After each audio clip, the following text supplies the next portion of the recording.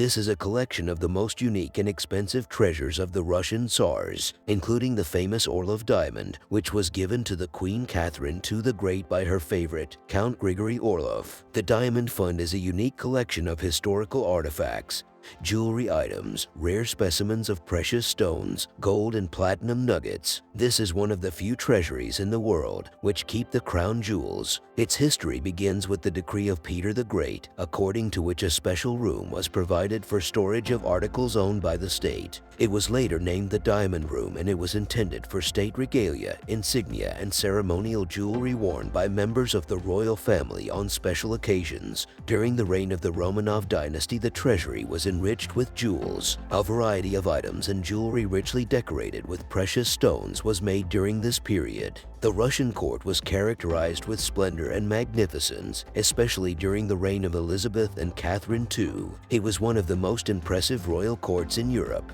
The best jewelers, such as J. Posier, father and sons Duval, L. Pfisterer, G. Eckart, were invited to work for the court. They created works of fine jewelry, which are currently presented at the exhibition. A unique collection of masterpieces of the jeweler's art of the 18th, 19th, and 20th centuries. Precious stones, insignia, gold, and platinum nuggets are closely connected with the history of the Russian state. Official formation of the collection began in the first half of the 18th century, when Emperor Peter the Great decided to create a state depository of crown valuables. In 1719, a special agency Kammersaligum was organized, and its charter accurately registered all current regalia and the established procedures for their storage. The idea of Peter the Great to create the symbols of power of national importance was later extended to other valuables. The charter and the personnel in charge of the crown jewels changed with each new ruler. The crown jewels were stored in a specially protected area, the chambers of His or Her Majesty,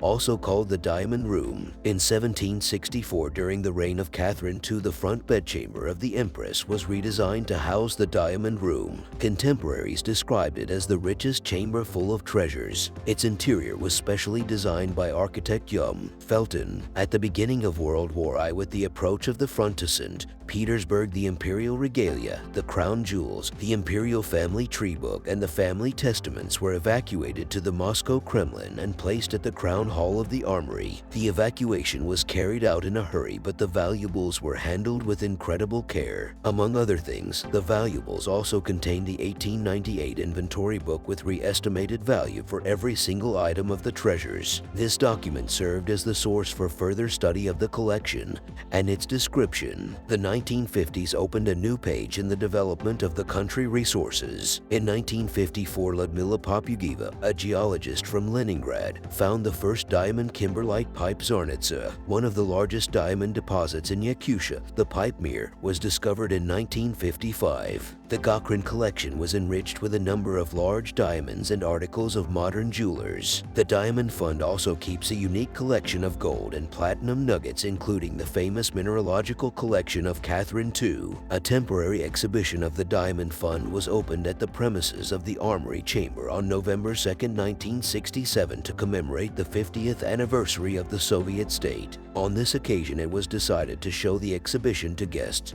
who came to Moscow for the celebrations. It was intended that the unique exhibits will be on display for a year, and then they were to be returned for storage in the Katherine. But the exhibition became a major event in the cultural life of the country and turned out to be such a success that the government decided to make it permanent.